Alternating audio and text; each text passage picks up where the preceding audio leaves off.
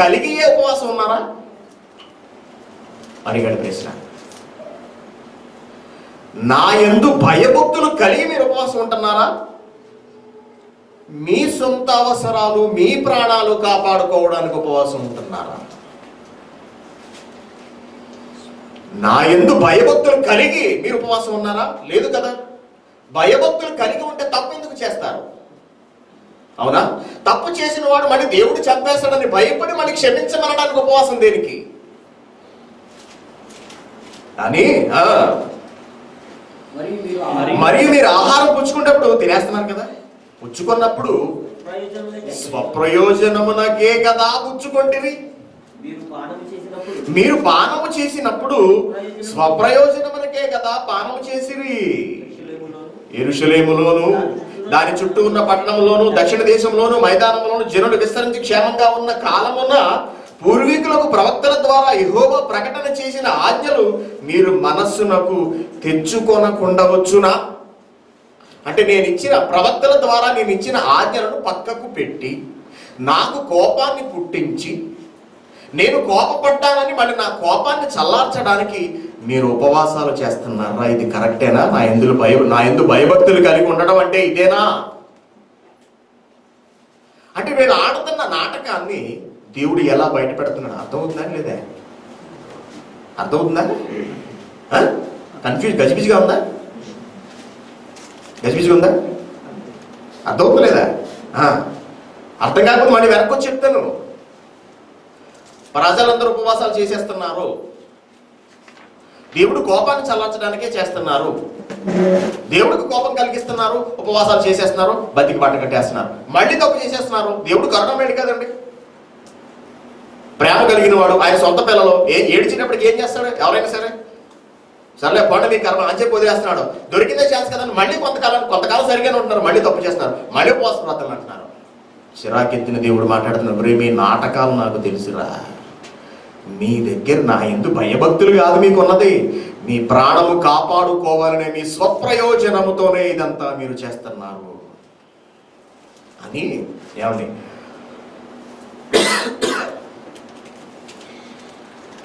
మళ్ళీ వీళ్ళు దేవుణ్ణి అడుగుతారటండి. ఏమని అడుగుతారంటే దేవుణ్ణి అడుగుతారట, నీ ఉపవాసం చేస్తుండగా నువ్వెందుకు పట్టించుకోవట్లేదు? ఒకవేళ దేవుడు కోపం సంహరించేస్తున్నాడు అనుకోండి, మళ్ళీ వీళ్ళు బ్లాక్ మెయిలింగ్, మేము ఉపవాసం చేశాం కదా. యెషయా గ్రంథము 58వ అధ్యాయము, యెషయా గ్రంథము 58వ అధ్యాయము.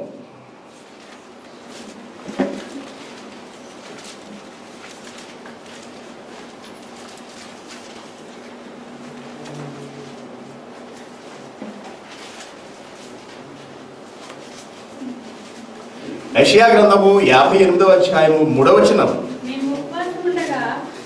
మేము ఉపవాసం తీసారు కదా అందరూ. యెషయా గ్రంథము పేజ్ నెంబర్ 618, పాత నిబంధన. మేము ఉపవాసం ఉండగా నువ్వెందుకు చూడవు? ఎవరినే? దేవుణ్ణి. మేము ఉపవాసం ఉంటున్నాం కదా, నువ్వెందుకు చూడవు? అంటే నువ్వెందుకు పట్టించుకోవట్లేదు మమ్మల్ని? నువ్వెందుకు చూడవు? మేము మా ప్రాణములను ఆయాసపరుచుకొనగా, ఎంత మాట మనం చూడండి, ఎంత మాట. మేము మా ప్రాణములను ఆయాసపరుచుకొనగా, ఎవరు పరుచుకోమన్నారు? నీ ప్రాణాన్ని దేవుడే ఏమైనా ఆయాసపరుచుకోమన్నాడా?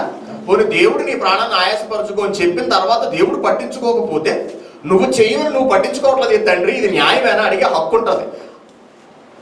చూసారు అలాంటి వాళ్ళు. మేము ఉపవాసం ఉండగా నీవెందుకు చూడవు? ఎవరి కోసం చూడవు నువ్వు? మేము మా ప్రాణములను ఆయాసపరుచుకొనగా నీవెందుకు లక్ష్య పెట్టవు అందరూ? ఉపవాసాలు చేస్తున్నాం కదండి, మరి మీ ఉపవాస దినమున వ్యాపారం చేసేస్తారు. మళ్ళీ మనలందరూ ఉపవాసాలు చేస్తారు. డ్యూటీలు మానతారా? డ్యూటీ మానొచ్చుగా, డ్యూటీ మానొచ్చు కదా. అంటే ఇది లాస్ అవ్వకూడదు డబ్బులు, నువ్వు అనుకున్నది మాత్రం జరిగిపోవాలి. దానికోసం ఉపవాసం, మళ్ళీ దానికోసం దేవుణ్ణి బ్లాక్మెయిలింగ్. మీ పనివారి చేత కఠినమైన పని చేయించుదురు, మీరు కలహపడుచు వివాదము చేయుచు అన్యాయముగా గుద్దులాడుతూ ఉపవాసం. చూసారా, కరెక్ట్ గా బయట పెడుతున్నాడు. మనం ఎలాంటి వాళ్ళు ఒక్కొక్క పాయింట్ బయట తీసుకొస్తున్నాడు. ఇది రా మీ పరిస్థితి. మీరు మళ్ళీ ఉపవాసం, భక్తులలాగా కటింగులు నా ముందు. ఎంత దారుణమైన మాటలు చూసారండి. యోవేలు గ్రంథం చూడండి. యోవేలు గ్రంథంలో ఒక విచిత్రమైన సందర్భం మనకు కనిపిస్తుందండి.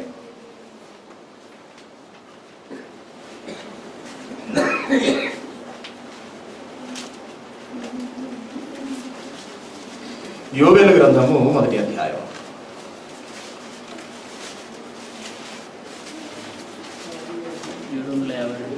752 పాత నిబంధనలో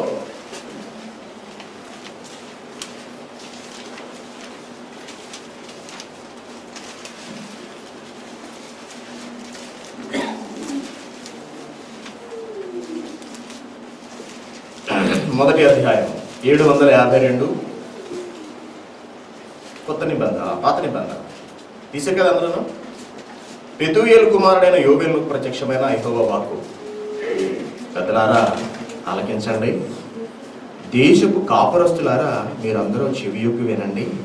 ఇలాంటి సంగతి మీ దినాలలో కానీ మీ పితరుల దినములలో కానీ జరిగిందా? ఈ సంగతి జరగబోతుంది కాబట్టి మీ పిల్లలకు తెలియచేయండి. వారు తమ బిడ్డలకు, ఆ బిడ్డలు రాబో తరం వారికి తెలియజేతురు. గొంగళి పురుగులు విడిచిన దానిని మిడతలు తినివేసి ఉన్నవి, మిడతలు విడిచిపెట్టిన దాన్ని పసర పురుగులు తినివేసి ఉన్నవి, పసర పురుగు విడిచిన దానిని చీడ పురుగులు తినివేసి ఉన్నవి. మత్తులారా అంటే గొంగళి పురుగు విడిచిన దానిని మిడతలు తినేసాయి అంటండి. అంటే ఒకటి తప్పుకుంది అనుకుంటే ఇంకొకటి వచ్చి తినేసింది. అవునా? పసర పురుగు వదిలేసింది కదరా అనుకుంటే చీడ పురుగు వచ్చి తినేసింది. ఆలోచించండి. అంటే ఒకటి వదిలేసింది కదా అనుకుంటే ఇంకొకటి వచ్చి కొడుతుంది, కొట్టబోతుంది, మిమ్మల్ని కొడుతుంది. ఎందుకంటే మత్తులారా మేలుకొని కన్నీరు విడువుడి, ద్రాక్ష రసము పానము చేయువారులారా రోదనము చేయండి. కొత్త ద్రాక్ష రసము మీ నోటికి రాకుండా మిమ్మల్ని నాశనము చేయబోతున్నాను. లెక్కలేనన్ని బలమైన జనాంగము నా దేశము మీదకి వచ్చి ఉన్నది. వాటి పళ్ళు మిమ్మల్ని వచ్చి చంపబోతున్నారు చూశారు. వాటి పళ్ళు సింహపు కోరలాంటోడు, వాటి కాటు ఆడు సింహపు కాటు వంటిది. కాబట్టి మీకు అలవాటే కదా 13వ వచనం. కాబట్టి మీకు అలవాటే కదరా, నేను మిమ్మల్ని కొట్టబోతున్నప్పుడు మీరు ఏం చేస్తుంటారు? యాజకులారా గోనె పట్ట కట్టుకొని అంగలార్చండి. ఇదే కదా మీకు చేతనైంది, మీరు చేయగలిగేది. ఎలా ఎంత బాధతో అవహేళన చేస్తున్నాడో దేవుడు వాళ్ళని గమనించండి ఒకసారి. అంటే వాళ్ళ పద్ధతి మార్చుకోవటం లేదు, కానీ ఉపవాసం ఉండి దేవుడు మనసు కరిగించేయాలనుకుంటున్నారు. అవునా? ఉపవాసం ఉండగా మీరు మీ పని వాళ్ళ చేత కఠినమైన పని చేయిస్తున్నారు. ఉపవాసం ఉంటున్నారు, మీరు వ్యాపారాలు, మీ లాభం మీకు కావాలి, కానీ పేరుకు మీరు ఉపవాసం చేస్తున్నారు తప్పించి మీ హృదయము మారటం లేదు అన్నది దేవుడు ఆలోచన అండి. కాబట్టి ఇక మీకు చేతనైంది ఏంటి? మీరు ఏం చేయగలరు? యాజకులారా గోనె పట్ట కట్టుకొని అంగలార్చండి, బలిపీఠము వద్ద పరిచర్య చేయవారులారా రోదనము చేయండి. 14వ వచనం. ఉపవాసమును ప్రతిష్ఠించుకోండి, వ్రత దినమును ఏర్పరచండి. దేనికి? యెహోవాను బ్రతిమలాడుకొనుటకై అన్నాడు. చూడండి, మొదలు పెట్టండి. ఇదే కదా మీకు చేతనైంది. తప్పు చేయడం ఉపవాసం చేయడం, తప్పు చేయడం ఉపవాసం చేయడం మొదలెట్టండి. ఎలా బయట పెడుతున్నాడో చూడండి వీళ్ళ మనస్తత్వాన్ని. దేవుడు ఎలా బయట పెడుతున్నాడో చూడండి మనస్తత్వాన్ని. ప్రేమ దేవుని పిల్లలారా, ఉపవాసం పుట్టు పూర్వోత్తరాలు ఇవి. ఉపవాసం పుట్టు పూర్వోత్తరాలండి ఇవి. ఈరోజు ఉపవాసం చేస్తున్నాం. దేనికోసం చేస్తున్నారు? ఉపవాసం ఏమొస్తుందని చేస్తున్నాం మనం? దేనికి చేయమంటున్నారు ఉపవాసాన్ని? దేనికోసం ఉపవాసం చేయమంటున్నారు బోధకులు? అవసరాలు తీరుతాయని. అంతేనా కదా? ఇంకా ఏమైనా ఉందా అండి? ఇంకేమైనా ఉందా? దీని నుంచి ఏమైనా ఉందా? లేదు. అంటే నువ్వు నీ కడుపు మార్చుకుంటున్నావు దేనికోసం అంటే దేవుడి కోసం కాదు, నీ అవసరం తీరటం కోసం. నువ్వు నీళ్లు తాగట్లేదు ఎవరి కోసం? నీ కోసం. దేవుడికి ఏం కలిసి వస్తుంది దానిలో? ఉపవాసం ఉండి ప్రార్థనల పేరుతో దేవుణ్ణి విసిగిస్తున్నారు. ఎప్పటి నుంచి? పాత నిబంధన కాలపు నుంచి ఈ కాలం వరకు కూడా ప్రతి సంఘంలో ఉపవాస ప్రార్థనలు చేయండి చేయండి చేయండి. క్లిప్పింగ్, మీకు ఒక మంచి క్లిప్పింగ్ ఇప్పుడు నేను మీకు చూపించబోతున్నాను. ఉపవాస ప్రార్థన వలన కలిగే ప్రయోజనాలన్నీ కూడా ఈ ప్రపంచంలో ఏం చెప్తున్నారన్నది మీకు చూపించబోతుంది. ఎందుకంటే మీకు తెలియాలి, నేను అబద్ధం చెప్పేసాను అనుకుంటాను మీరు అందరూ. ఎంతవరకు లేనిది వీడొచ్చి ఉపవాసం చేయొద్దంటున్నాడు, ఉపవాసం తప్పంటున్నాడు అనుకుంటున్నారు. అందుకే బైబిల్లో ఎన్ని రెఫరెన్సెస్ మీకు చూపించాను. చూడండి ఒకసారి, లైట్స్ ఆఫ్ చేయండి.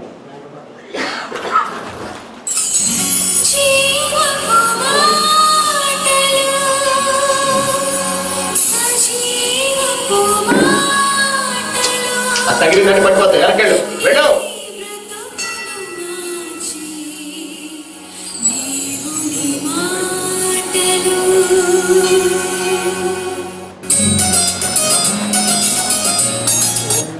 అందరూ తమను తాము తగ్గించుకొని తమ పాపములు ఒప్పుకొని దాన్ని వదిలిపెట్టి దేవుని సహాయము కోరినప్పుడు దేవుడు కనికరించి ప్రార్థనలకు జవాబిస్తాడని పాత నిబంధనలో ఉంది. మరి మనకు తెలుసు, భక్తులు, గొప్ప గొప్ప నాయకులు, దైవజనులు, మోషే లాంటి వారు కూడా ఉపవసించి ప్రార్థన చేసినారు. యోవేలు గ్రంథంలో ఉంది, ఉపవాసం చేస్తే ఎన్ని ఆశీర్వాదాలు, నీ పంటను తినివేసి పురుగును నేను గర్దిస్తాను. మరి ఇంకా ఎన్నెన్నో దీవెనలు అనమాట. యెషయా 58 ఒక అధ్యాయం అంతా ఉపవాసం మీదనే ఉంది. కృత నిబంధనలో ఉపవాసం లేదని కొందరు అంటారు. Half knowledge is always dangerous. సగం తెలుసుకొని మాట్లాడితే చాలా పొరపాటే. యేసు ప్రభువే 40 రోజులు ఉపవాసించినాడని వాక్యంలో, ఆయన ఆహారం ఏమీ తినలేదని, హి డిడ్ంట్ టచ్ ఫుడ్. లూకా సువార్త 4వ అధ్యాయము 2వ వచనం చూసినప్పుడు ఆహారము ముట్టుకోలేదని వాక్యంలో ఉన్నది. 40 రోజులు ఉపవసించినాడు. అరణ్యములో ఆయన మరి 40 రోజులు గడిపినాడని, క్రూర మృగముల మధ్య ఆయన మరి ఆహారము నీళ్లు మానేసి ప్రార్థనలో గడిపినట్టు వాక్యం. మరి విశ్వాసుల కృత నిబంధనలో ఉపవాసము చేయని అవసరం లేదని కొందరు బోధిస్తారు. ఆ బోధ తప్పు. ఎందుకంటే ఉపవాసం అనగానే నువ్వు తగ్గించుకొని దేవుని సన్నిధిలో దేవుని సహాయం పొందుకుంటున్నావు.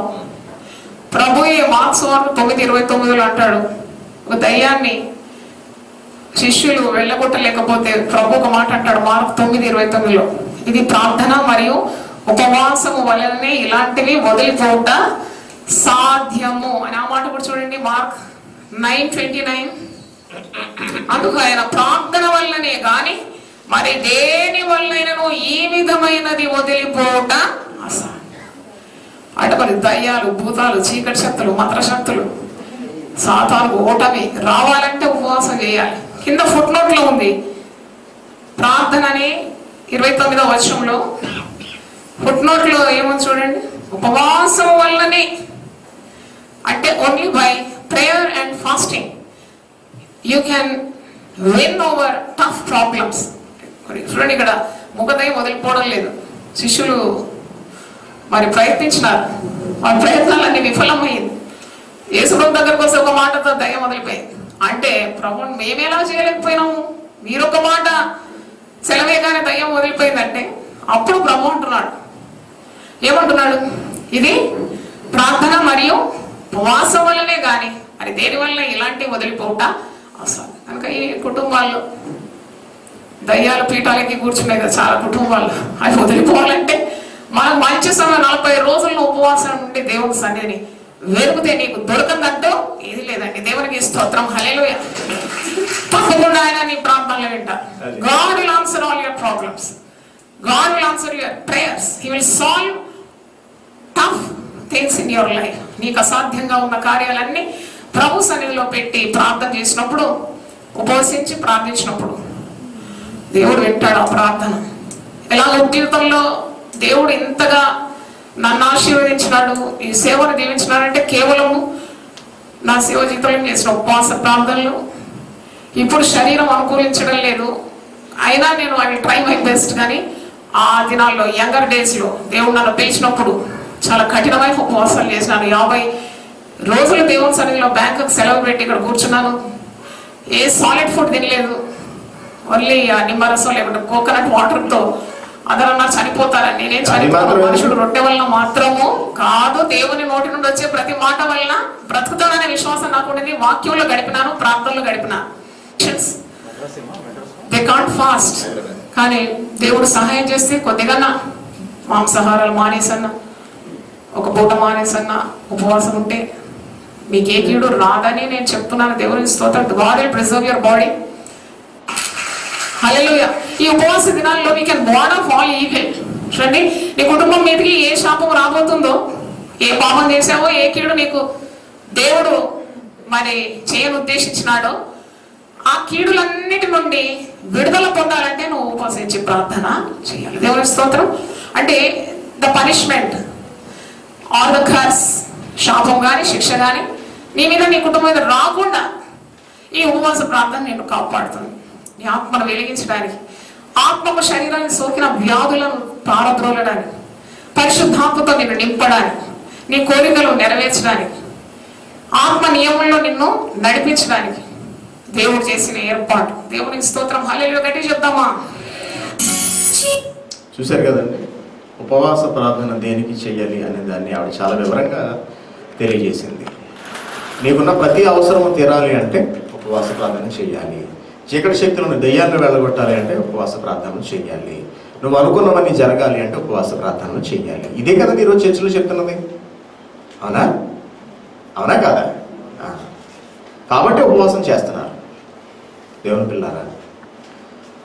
మన అవసరాలు తీరడానికి మనం పస్తులు ఉంటున్నాం తెలుసా? దీని వెనక స్వార్థం ఉంది. ప్రాణాలు కాపాడుకోవడానికి ఆ రోజున వాళ్ళు పస్తులు ఉన్నారు. వాటి వెనుక స్వార్థం ఉంది, అవసరం ఉంది. ఈరోజు మనం చేసే ఉపవాసం వెనుక కూడా అవసరం ఉంది. ఆ అవసరం దేవుడి అవసరాలు తీర్చేదేమీ కాదు. అవునా? దేవుని మనస్సు తెలుసుకుని చేసే ఉపవాసం ఏమీ కాదు. దేవుని కోరికలు తీర్చేది ఏమీ కాదు. ఈ రోజు నేను చేస్తున్న ఉపవాసాలన్నీ వాళ్ళ శరీర కోరికలు తీర్చుకోవడానికి చేస్తున్నాం ఇవన్నీ కూడా. ప్రేమ దేవుని పిల్లారా, ఒకసారి చూద్దాం అసలు ఉపవాసం అంటే ఏంటో, దాన్ని ఎలా చెయ్యాలో, దేనిని దేవుడు ఉపవాసంగా చెప్పాడో. మనుషులందరూ ఉపవాసము అని ఒక పేరు పెట్టి ఆ ఉపవాసంలో తమకు నచ్చినవి చేస్తున్నారు. అవునా? అవునా? ఉపవాసం పేరుతో మనకి నచ్చినది ఏంటది? అమ్మగారు నిమ్మరసమును, ఇంకోటి ఏంటి, కోకోనట్ వాటరే పాపం తీసుకున్నారు.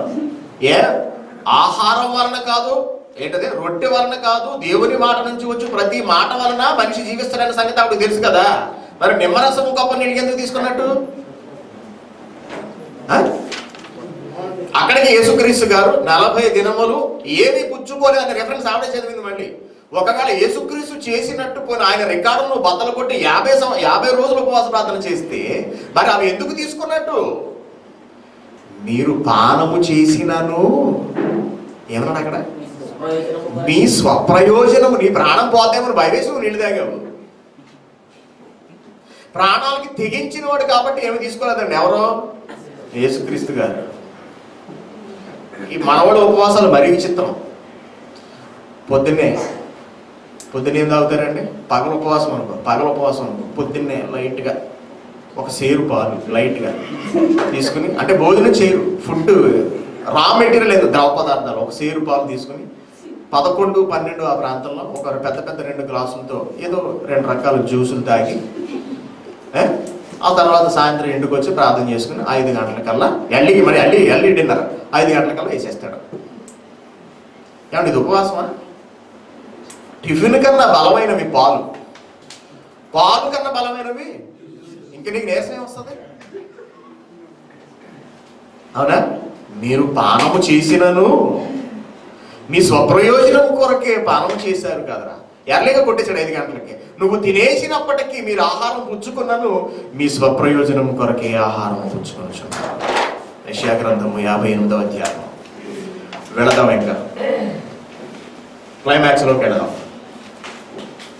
యెషయా గ్రంథము 58వ అధ్యాయము.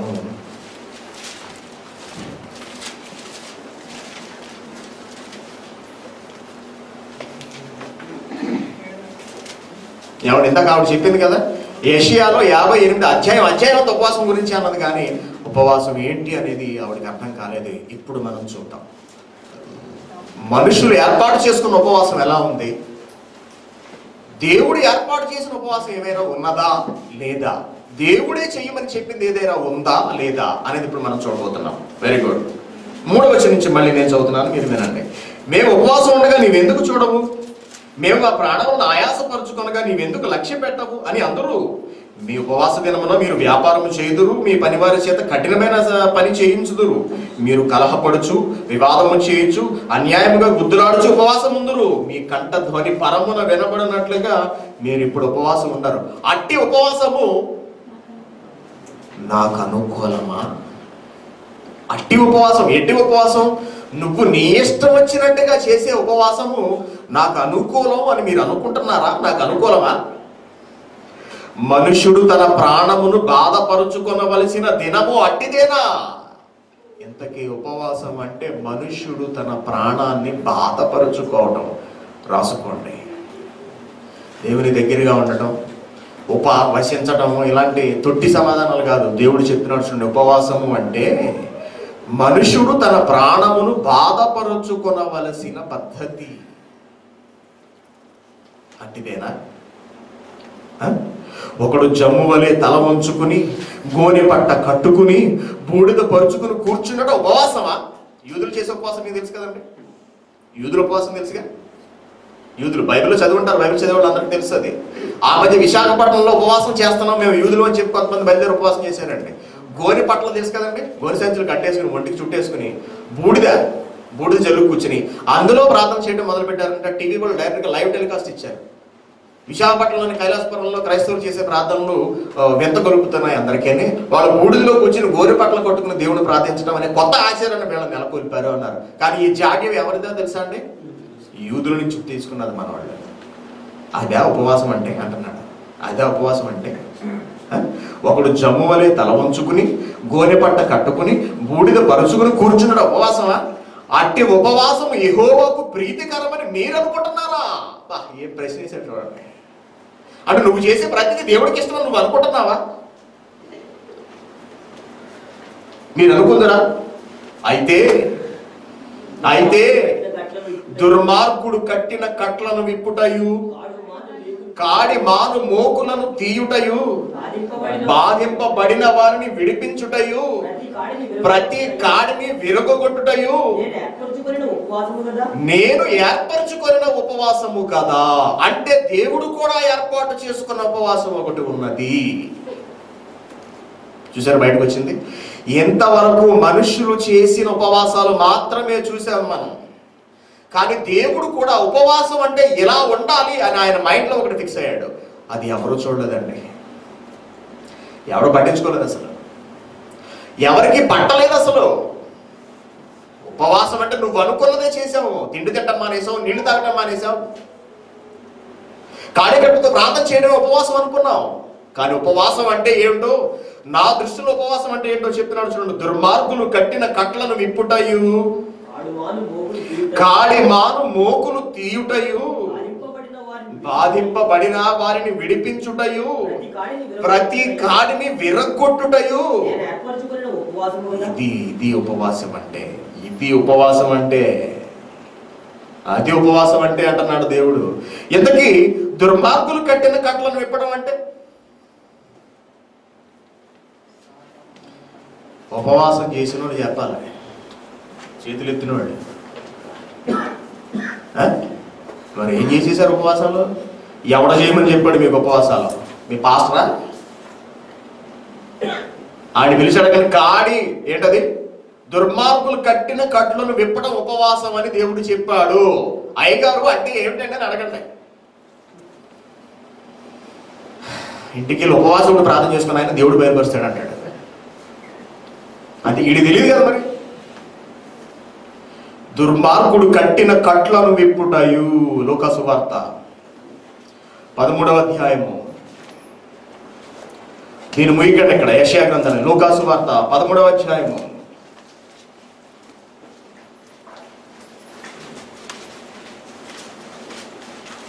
13వ అధ్యాయము 16వ వచనం.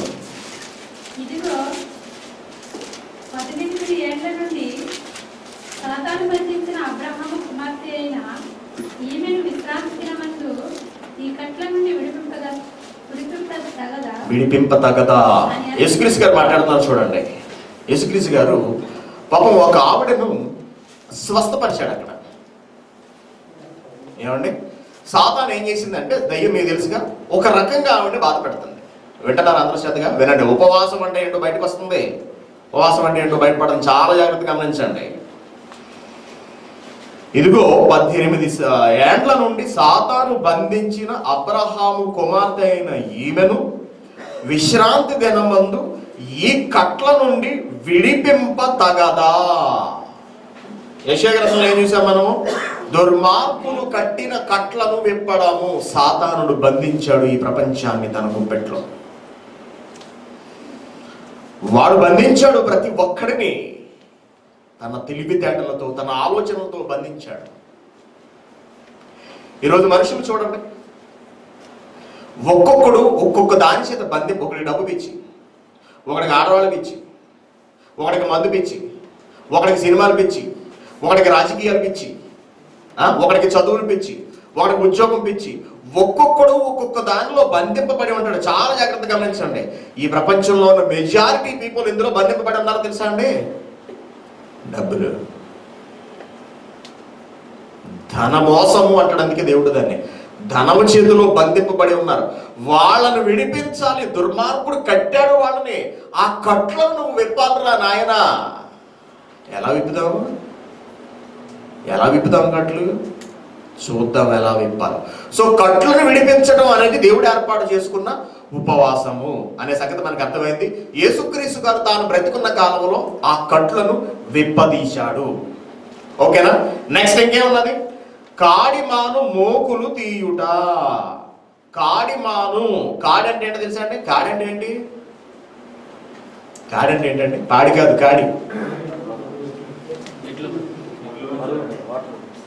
బరువు. కాడి అంటే కాడి గట్టుకెళ్తాం కదా, కాబడి ఏదో అంటారు మన ఇంటి వైపు. కాడి అంటే బరువు అండి. బరువులు ఉన్నాయి నాయన, ఆ బరువులు తీయాలి. కాడి మాని మోకులు, ఆ మోకులు తీయటం, ఆ బరువులు తీయటం నేను ఏర్పాటు చేసుకున్న ఉపవాసము. ఏంటో బరువు తీయటం ఎంతకేనే? ఏంటో బరువు అంటే భారము. ఏంటో భారము? ప్రయాసపడి భారము మోసుకొనుచున్న. మత్తయి సువార్త 11వ అధ్యాయము. మత్తయి సువార్త 11వ అధ్యాయము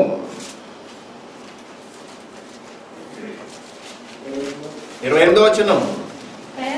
ప్రయాసపడి భారము, కాడి మోస్తున్న, పాపము అనే భారము మోస్తున్న సమస్తమైన జనులారా నా దగ్గరకు రండి, నేను మీకు విశ్రాంతిస్తాను.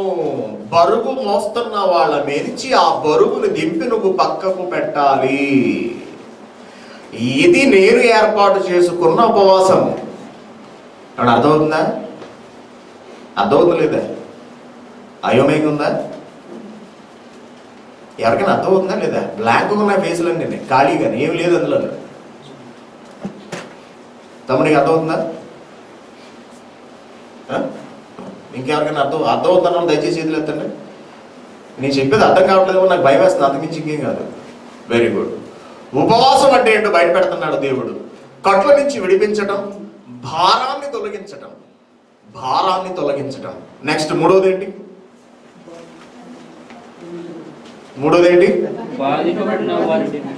బాధింపబడిన వారిని విడిపించటం. బాధింపబడుతున్నారు ప్రతి ఒక్కళ్ళు. యేసుక్రీస్తు గారు తాను బ్రతికుండే సువార్తను ప్రకటించిన కాలంలో ఎంతో మంది, ఒకటని చూపించడం, అనేక మందిని విడిపించి తీసుకువచ్చాడు. ఎవరి దగ్గర నుంచి విడిపించి తీసుకువచ్చాడు ఈయన?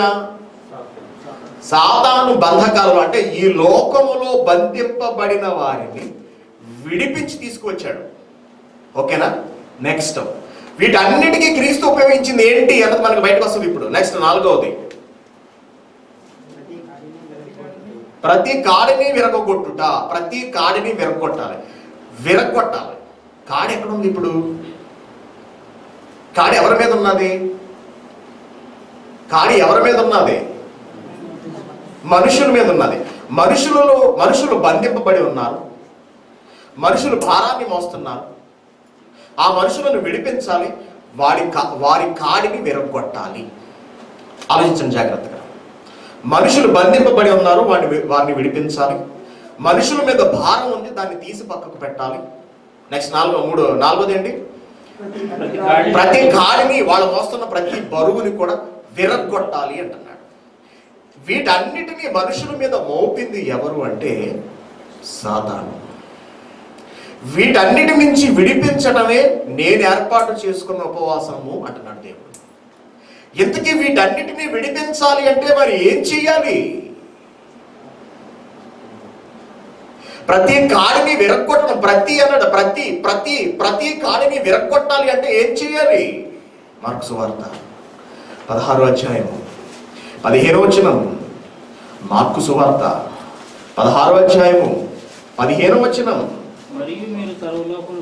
మరియు మీరు సర్వలోకమునకు వెళ్ళి సర్వ సృష్టికి సువార్తను ప్రకటించండి. ప్రకటిస్తే ఏం జరుగుతుంది?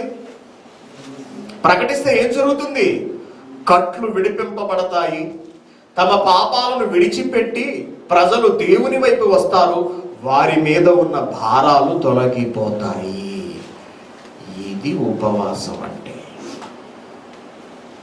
ఇంతకీ ఉపవాసం అంటే ఏంటో తెలుసా అండి? సువార్తను ప్రకటించటం. ఈ ఉపవాసాన్ని పాటించేటప్పుడు మనిషి తనను బాధించి, ఏం రాశాడు అక్కడ 58లో?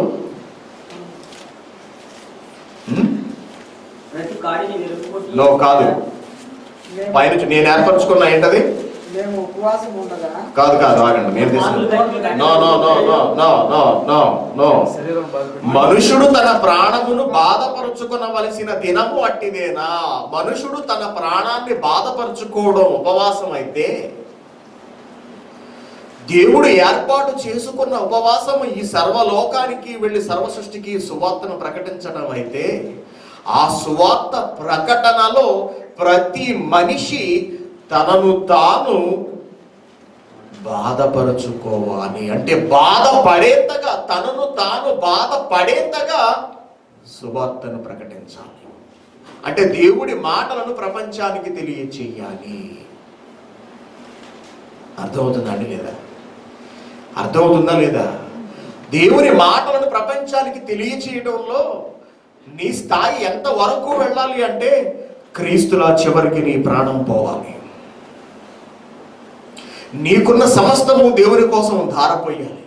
నీ శరీరం, నీ ఒంట్లో ఉన్న రక్తములో ప్రతి బొట్టు, చివరి బొట్టు వరకు నీ దేవుడు కోసం ధారపోయాలి.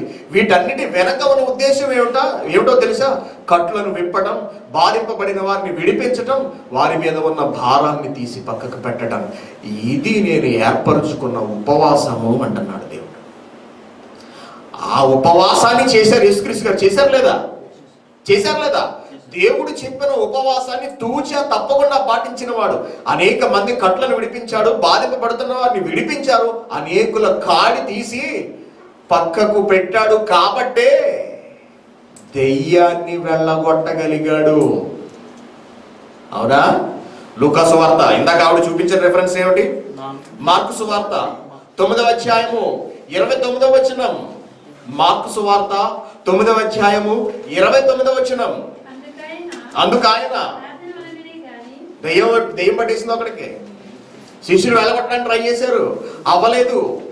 అప్పుడు యేసుక్రీస్తు గారిని పిలిచారు, ప్రభువా మరి వెళ్ళట్లేదు, మీ వాళ్ళు ట్రై చేశారు కానీ పని జరగలేదు, మీరు వచ్చి ఒకసారి ఏమైనా ట్రై చేయండి అంటే, అప్పటికి ఆయన తిట్టి దెయ్యాన్ని కొట్టిన తర్వాత ఆయన మాట్లాడుతున్న మాట చూడండి. ప్రార్థన వలననే గాని మరి దేని వలనైనాను, కింద దానికి ఏం రాశారు వీళ్ళ పుట్టినోట్లోను? ఉపవాసము వలన. ఎంతకీ ఏమిటా ఉపవాసం? తిండి తిప్పలు మానేసి ఇంట్లో కూర్చోవడం వలన ఇది జరిగింది అనుకుంటున్నారు వీళ్ళు. అవునా? వాక్యాన్ని ఎలా అపార్థం చేసుకున్నారో చూడండి. అంటే యేసుక్రీస్తు గారు కూడా భోజనం చేయకుండా, ఆహారం తీసుకోకుండా, నీళ్లు తాగకుండా ఉండి ప్రార్థన చేయడం వల్ల దెయ్యాలు వెళ్ళిపోయాయి అనుకుంటున్నారు. కాదు, దేవుడు చెప్పిన ఉపవాసాన్ని పాటించాడు కాబట్టి ఆయన అది చేయగలిగాడు. అదండి ఆ మాటలో ఉన్న అర్థం. వచనాలన్నింటినీ నీకు అనుకూలంగా మలిచేసుకుంటే ఎలా కుదురుతుంది? వచనంలో ఉన్న భావాన్ని ఆలోచించాలి. అంటే నీకు నీ సందర్భాన్ని బట్టి మనం చూసారా, పెళ్లికి ఒక వచనం ఉంటుంది, చావుకు ఒక వచనం, పెద్ద మనిషి అయినప్పుడు కొన్ని వచనాలు, బయటికి వెళ్ళినప్పుడు కొన్ని వచనాలు, ఫ్లైట్ ఎక్కేటప్పుడు కొన్ని వచనాలు, తర్వాత ఇంకేంటి ఇల్లు గృహప్రవేశినప్పుడు కొన్ని వచనాలు, తద్దినానికి కొన్ని వచనాలు. ఇలాగ మన ఇష్టం. బైబిల్ మనకు అనుకూలంగా మలిచేసుకున్నాం అంతే. ఉపవాస ప్రార్థన కదా, ఉపవాస ప్రార్థన జరిగితే ఏం జరుగుతుంది, చేస్తే ఏం జరుగుతుంది అని చెప్పడానికి మార్కు సువార్త 9వ వచనం వాడేసుకుంది దేవుడే. అది ఉపవాసం చేస్తే దెయ్యాన్ని వెళ్ళగొట్టచ్చు అన్నాడు యేసుక్రీస్తు గారు. అంతే. ఉపవాసం అంటే ఏమిటి చెప్పిందా? చెప్పలేదు. మోసం చేస్తుంది. ప్రపంచంలో ఉన్న క్రైస్తవులందరూ కూడా మోసం చేస్తున్నారు. నువ్వు తిండి తింటం మానేసి, నీళ్లు తాగటం మానేసి మూల కూర్చుని చేయడం కాదు ఉపవాసం అంటే. సమాజంలోనికి వెళ్ళాలి. నీకున్నది తింటం మానేయడం కాదు ఉపవాసం అంటే. దేవుని పనిలో నీకు తినడానికి ఏమీ లేకపోవడం ఉపవాసం. అవునా? అవునా? దేవుడి కోసం నీకున్నదంతా వదులుకొని నువ్వు పస్తులు ఉండడం ఉపవాసం అంటే. నీ సరుకంతా మూలే ఉంటుంది, నీ ఆహారం అంతా ఇంట్లోనే ఉంటుంది, నీ డబ్బులన్నీ నీ బ్యాంకులోనే ఉంటాయి. తింటా కూడలేదే నీకు? పొద్దు నుంచి సాయంత్రం వరకు పస్తులు ఉండాల్సిన అవసరం ఏమొచ్చింది? నాటకం కాదా అండి ఇది? వేషధారణ కాదా ఇది? దేవుణ్ణి మోసం చేయడం కాదా ఇది? నువ్వు కడుపు మార్చుకుంటే దేవుడికి వచ్చే లాభం ఏమిటి? మీరు ఉపవాసం ఉండడం వల్ల దేవునికి కలిసి వచ్చేది ఏంటి చెప్పండి? ఏం కలిసి వస్తుంది దేవుడికి? ఉపవాసం ఉండి లోకంలోనికి వెళ్ళి వాక్యం చెప్తున్నారా? పొద్దున్న నుంచి సాయంత్రం వరకు కొంపలో కూర్చుని ప్రార్థనలో ఎవరి కోసం? సొంత అవసరాల కోసం అడగమని చెప్పాడా దేవుడు? మరి వీళ్ళని ఏం చేయాలి? ఈ బోధకుల్ని, ఈ పాస్టర్లని. ప్రపంచాన్ని అంతటిని తప్పుదారి పట్టిస్తున్నారు క్రైస్తవ్యాన్ని. ఉపవాసం ఉండటం, ఆ ఉపవాసంలో నీకున్నదంతా ధారపోయటం, వాక్యాన్ని ప్రకటించటం, తనకున్న సమస్తాన్ని పెంటతో సమానంగా ఎంచుకున్నాడు పౌలు. అవునా? పౌలు చేసిన ఉపవాసం చూస్తారు ఒకసారి చూడండి. కొరింథీయులకు రాసిన 2వ పత్రిక, కొరింథీయులకు రాసిన 2వ పత్రిక 11వ అధ్యాయం 11వ అధ్యాయం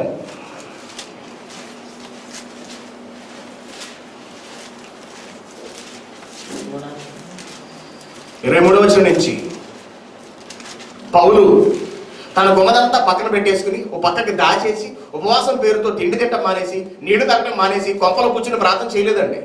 పౌలు ఏం చేశాడో చెప్తున్నాడు చూడండి. 11వ అధ్యాయం 23వ వచనం. వెర్రివాని వలె మాట్లాడుచున్నాను, నేను మరి ఎక్కువగా క్రీస్తు పరిచారకుడను, మరి విశేషము